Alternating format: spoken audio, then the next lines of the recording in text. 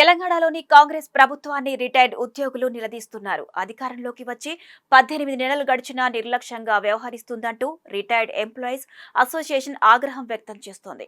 2024లో పదవి విరమణ పొందిన ఉద్యోగుల బకాయిలు నేటికి విడుదల కాలేదని వాపోతున్నారు.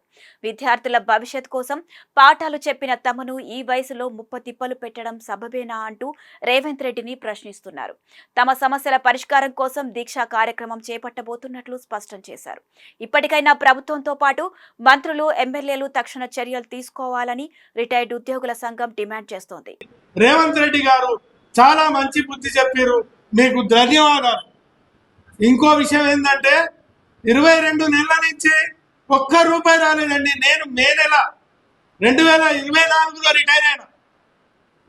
నేను మే నెల 2024లో రిటైర్ అయితే ఇంతవరకు ఒక్క బిల్లు రాలేదు.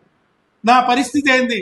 ఇక బిల్లుస్ వస్తాయని చెప్పేసి ఈఎంఐలు పెట్టుకొని పిల్లల పెళ్లిలు అవి ఇవి చేస్తే నాకు పెన్షన్ మిగులుతలేదు. అప్పుల బాధతోటి ఇంకా మేము లోపలికి అవుతున్నాం. దీన్ని గమనించి మీరు స్పష్టమైన ప్రకటన చేయండి అయ్యా అని అంటే ఇంతవరకు ఏం చేయరు. ఇంకోటి, కోర్టుకు పోయినామండి.